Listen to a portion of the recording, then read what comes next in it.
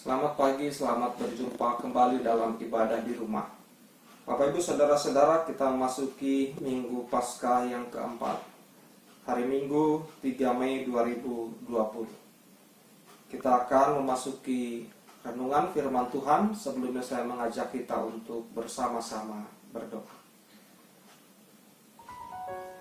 Bapa di dalam kerajaan surga, kami bersyukur atas penyertaan-Mu sepekan ini, sehingga banyak hal yang boleh kami lakukan yang terbaik menurut kehendak Tuhan. Berikut ini ya Bapa, kami datang kembali kepadamu, memohon supaya Engkau berfirman atas kami, dan biarlah Roh Kudus menolong kami. Dalam nama Yesus Kristus kami berdoa. Amin. Bapak Ibu Saudara-saudara yang Tuhan kasihi, tema yang akan kita renungkan yaitu teladan Sang Gembala. Bahan pembacaan Alkitab diambil dari Yohanes 10 ayat 1-10. Saudara-saudara yang Tuhan kasihi, pengenalan kita terhadap seseorang atau sesuatu akan sangat mempengaruhi kepercayaan kita kepadanya. Maka ada istilah tak kenal maka tak sayang. Karena itu dalam ungkapan tersebut tercermin makna percaya dan mempercayai. Dan saudara-saudara yang Tuhan kasih supaya kita tidak kecewa, maka jangan sampai kemudian kita salah mengenal seseorang atau mengenal sesuatu. Mari kita melihat mengapa kita harus mengenal sesuatu atau seseorang itu dengan benar. Saudara-saudara yang Tuhan kasih, dalam perikop yang kita baca, mungkin saja pernyataan Yesus di atas merupakan kelanjutan dari perseteruannya dengan kaum Farisi yang ditulis dalam bagian terakhir di pasal sebelumnya. Mengapa ada kaitannya? Karena saudara-saudara, orang Farisi menentang Kristus dengan memakai prinsip berikut, bahwa mereka adalah gembala-gembala umat Allah, sedangkan Yesus dianggap sebagai penyusup, dianggap sebagai penyesat, karena tidak mendapatkan tugas perutusan dari mereka. Dan karena itu orang banyak wajib menaati mereka dan ikut menentang Yesus. Bapak Ibu Saudara-saudara yang Tuhan kasih, untuk menentang dalil mereka tersebut, di sini saudara-saudara, Kristus menggambarkan siapa sesungguhnya gembala sejati dan gembala palsu, serta membiarkan mereka menebak-nebak siapakah yang dimaksud. Mereka termasuk golongan yang mana? Yesus menggambarkannya dalam perumpamaan. Yohanes 10 ayat 1-10 menggambarkan pekerjaan atau tanggung jawab sehari-hari seorang gembala. Dikisahkan saudara-saudara bahwa setiap hari gembala itu memasuki kandang melalui pintu, bukan memanjat, bukan menerobos dari tempat lain. Lalu ia akan membawa kawanan domba keluar ke tempat yang banyak rumputnya. Hal itu tertulis dalam ayat yang ketiga. Untuk dia, penjaga membuka pintu dan domba-domba mendengarkan suaranya, dan ia memanggil domba-dombanya masing-masing menurut namanya dan menuntunnya keluar. Ayat ini menggambarkan hubungan antara gembala dengan domba yang digembalakannya begitu erat. Nah, saudara-saudara, dalam perumpamaan ini juga digambarkan bukti bahwa ada bukti untuk mengenali pencuri dan perampok yang merusak kawanan domba dan merugikan pemiliknya. Tadi dikatakan bahwa seorang pencuri, dia akan masuk tidak melalui pintu, tetapi dia akan memanjat tembok, melewati jendela atau lubang-lubang pada dinding. Karenanya saudara-saudara, dengan giatnya orang-orang jahat akan melakukan kejahatan mereka. Mereka merencanakan, menanggung resiko, dan siap menghadapi bahaya seberat apapun untuk menjalankan usaha kejahatannya itu. Dan seorang gembala, saudara-saudara yang Tuhan kasihi, harus melindungi kawanan domba ini dari pencuri alias penyamun, atau juga dari serangan serigala yang sering memangsa ternak. Dan seorang gembala yang baik selalu siap menghadapinya, bahkan menyerahkan nyawanya demi domba gembalaannya. Nah, saudara-saudara yang Tuhan kasih, kemudian setiap hari, pada malam hari, maka seorang gembala akan membawa kawanan dombanya ke kandang, ke tempat yang aman.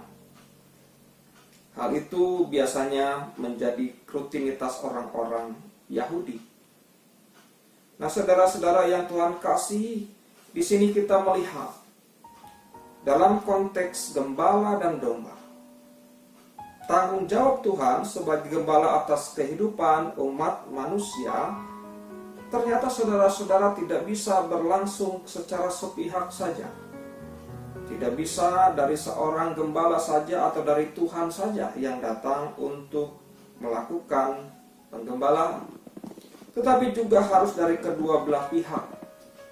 Artinya, saudara-saudara, domba pun harus aktif. Artinya juga, saudara-saudara, Tuhan punya tanggung jawab, dan kita pun harus merespon secara serius dan cerdas apa yang menjadi tanggung jawab Tuhan itu, yang kemudian kita jadikan sebagai tanggung jawab kita.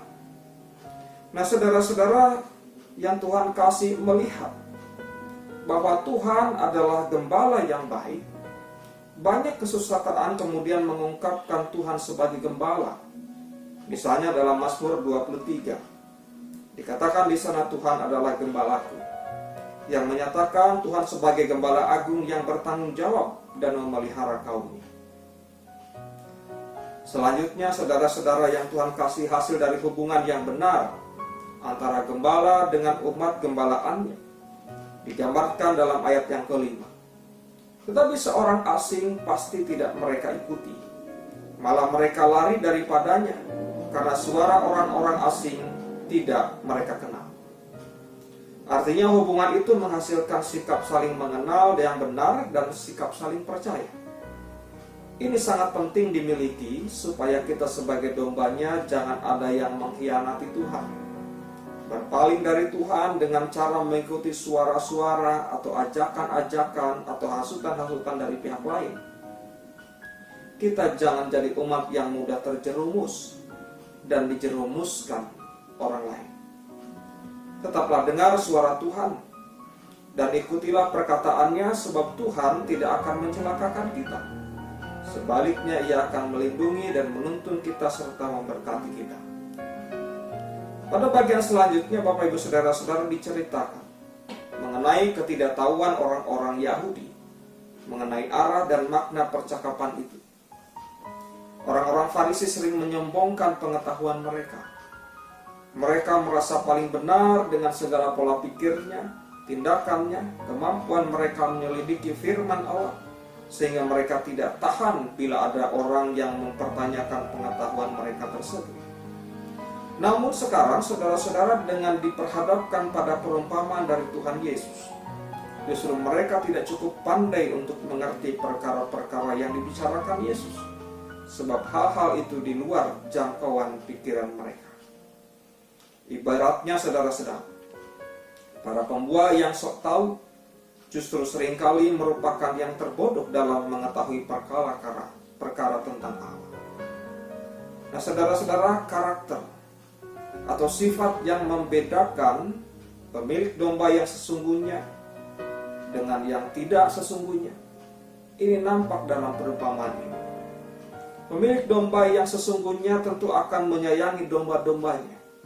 Itu jelas dalam perumpamaan tadi. Karakter pemilik domba sesungguhnya misalnya tertulis di ayat yang kedua. Dan dia datang untuk melakukan kebaikan bagi domba-dombanya, atau membalut luka dan menguatkan yang sakit. Juga tertuang dalam Yehezkiel 34 ayat 16. Domba membutuhkan perawatan manusia, dan sebagai balasannya domba memberikan manfaat bagi manusia. 1 Korintus 9 ayat yang ke-7. Dalam perjanjian baru, gambaran tentang gembala atau pemilik domba yang sesungguhnya itu diberlakukan kepada Yesus. Dikatakan bahwa Yesus sebagai gembala yang baik. Dan sebagai gembala yang baik, Yesus mengorbankan dirinya untuk mencari, menyelamatkan setiap domba yang hilang atau yang tersesat. Dalam Matius 18 ayat 12 atau Lukas pasal 15 ayat yang keempat. Sementara saudara-saudara, karakter gembala yang tidak baik juga tercermin dalam diri orang Farisi. Mereka adalah kelompok pembesar agama Yahudi. Mereka sepantasnya hadir menjadi gembala bagi semua orang, termasuk orang buta yang sudah tidak dapat melihat itu. Tetapi saudara-saudara, orang Farisi tampil bukan sebagai gembala, tetapi sebagai gembala upahan. Mereka tidak memiliki beban apapun terhadap domba-domba yang digembalakannya. Mereka tidak memiliki rasa belas kasihan dan kepedulian. Kita dapat melihat bagaimana cara mereka memperlakukan orang buta yang sejak lahir itu buta. Bertolak belakang dengan sikap Yesus. Ketika ia tahu orang itu diusir, Yesus justru datang mendekati orang tersebut, menyambutnya. Dan Yesus tampil sebagai gembala yang diharapkan. Ia benar-benar peduli kepada orang yang ditolak dan dipinggirkan oleh tokoh agama Yahudi. Disinilah Bapak Ibu Saudara-saudara yang Tuhan kasih, letak perbedaan antara Yesus dengan orang-orang Farisi. Yesus memiliki sifat penuh kasih, kepedulian terhadap orang menderita. Rasa belas kasihan dan kepedulian Yesus sudah diwujudkan sejak awal perjumpaannya. Misalnya dengan orang buta itu. Ia melihat orang buta sejak lahir, bahkan menyembuhkannya. Dan ketika itulah saudara-saudara, orang buta yang ditolak itu diberkati Tuhan, dan Yesus menyambutnya dengan sukacita. Nah, saudara-saudara yang Tuhan kasih, dalam konteks kehidupan kita sebagai domba dan Yesus sebagai gembala. Dalam posisi demikian, ada konsekuensi harus dipenuhi oleh domba atau sebagai kita sebagai umat ulah. Saudara-saudara, sebagai domba, maka kita harus mau hidup secara teratur, sesuai dengan aturan sang gembala. Melanggar aturan berarti sesat. Banyak aturan dan teladan dari Tuhan Yesus Kristus bagi kita. Misalnya hukum kasih dalam Matius 22 ayat 37 sampai 40. Jawab Yesus kepadanya, kasihilah Tuhan Allahmu dengan segenap hati dan dengan segenap akal budi. Itulah hukum yang terutama dan yang pertama. Dan hukum yang kedua yang sama dengan itu, yaitu kasihilah sama manusia seperti dirimu sendiri. Pada kedua hukum inilah tergantung seluruh hukum Taurat dan kitab para nabi. Pada prakteknya saudara-saudara, tantangan perjalanan hukum kasih ternyata tidak sedikit. Namun apapun resikonya, tindakan mengasihi Allah dan mengasihi sesama jangan pernah berhenti. Ingat pada prinsip hidup dalam hukum tabur tuai. Siapa yang menabur angin akan menuai badai. Artinya perbuatan baik akan berbalik baik. Sebaliknya, bila berbuat buruk, akibatnya tentu buruk juga. Tolong dicatat bahwa setiap tindakan yang kita lakukan kepada orang lain akan kembali kepada kita. Pembalasan dari Allah itu sangat nyata. Sebab itu berhati-hatilah dalam bersikap dan berperilaku. Bila menyakiti hati orang lain, balasannya akan sangat fatal. Bijaksanalah dalam menyikapi hidup. Jika tidak ingin disakiti orang lain, maka berusahalah untuk jangan menyakiti siapapun. Jika kita tidak ingin dibicarakan di belakang, maka jangan membicarakan orang lain di belakang. Jika tidak ingin dibenci, maka jangan membenci. Jika tidak ingin orang lain berperilaku buruk, maka berusahalah untuk berperilaku baik kepada orang lain dalam setiap kesempatan. Intinya saudara-saudara, isilah setiap kesempatan yang kita miliki dalam hidup ini dengan kebaikan. Semakin banyak kita berbuat baik, maka akan semakin banyak pula kebaikan lain yang akan kita terima.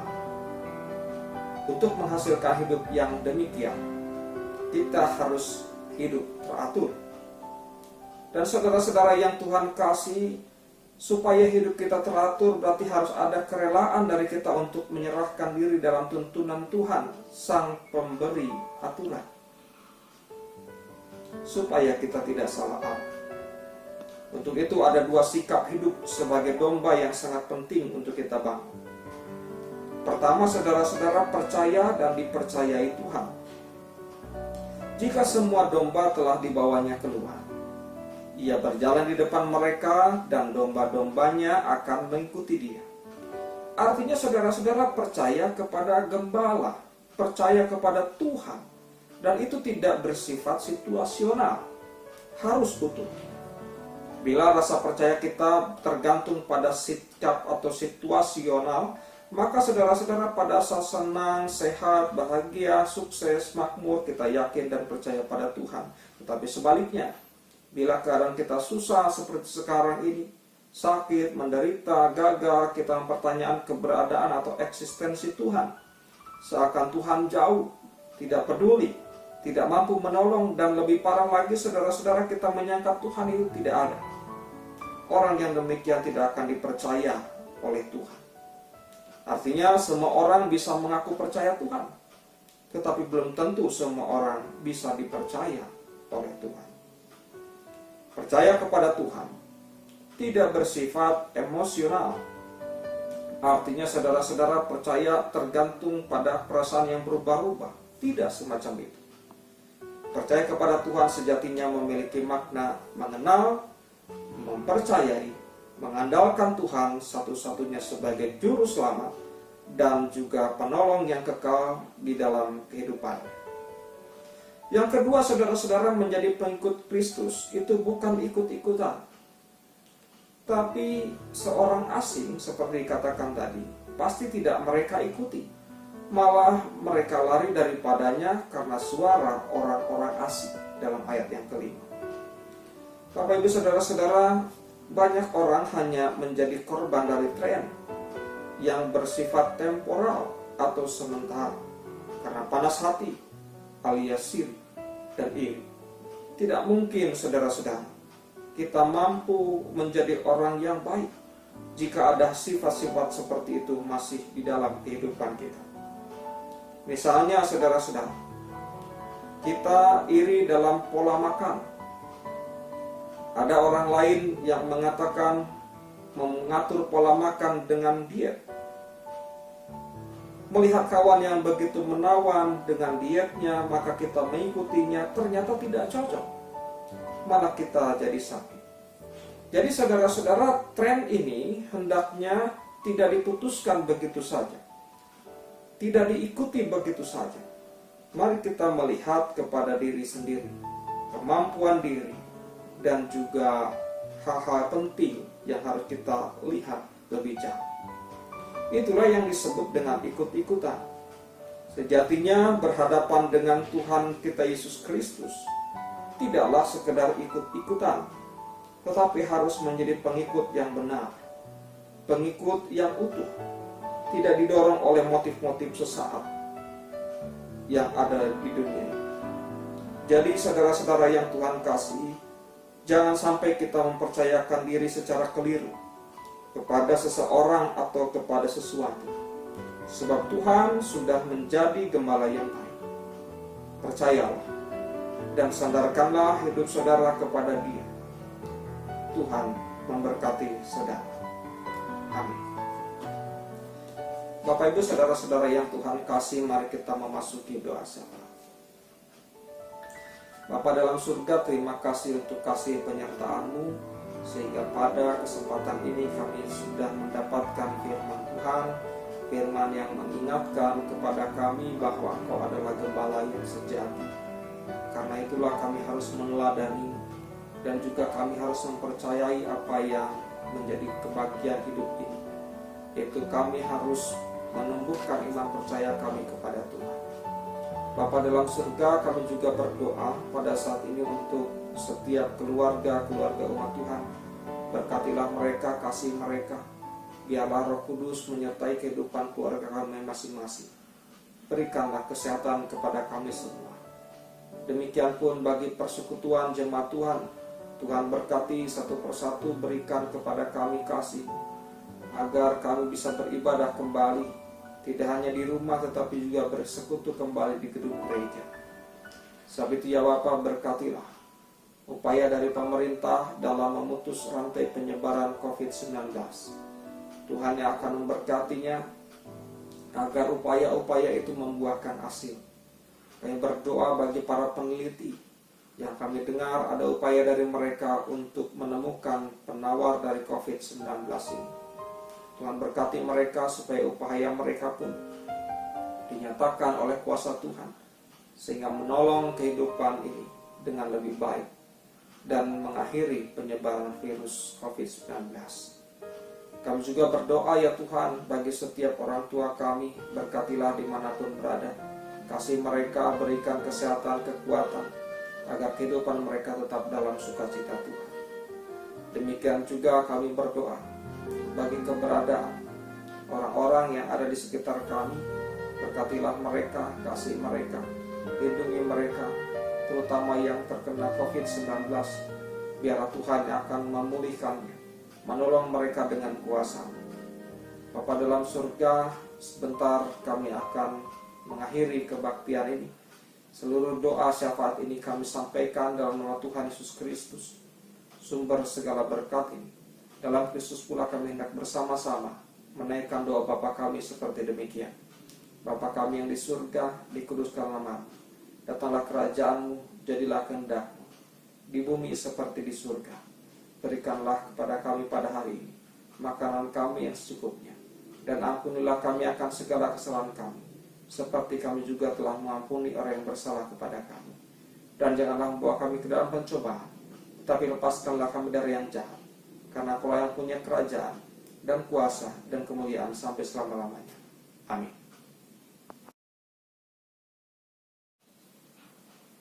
Bapak Ibu Saudara-saudara yang Tuhan kasih, pergilah dan jadilah pembawa damai dalam kehidupan kita. Terimalah berkat Tuhan. Kasih karunia, damai sejahtera dari Allah Bapa, Tuhan kita Yesus Kristus dalam persekutuan Roh Kudus menyertai memberkati kehidupan saudara sekarang dan selama-lamanya. Amin.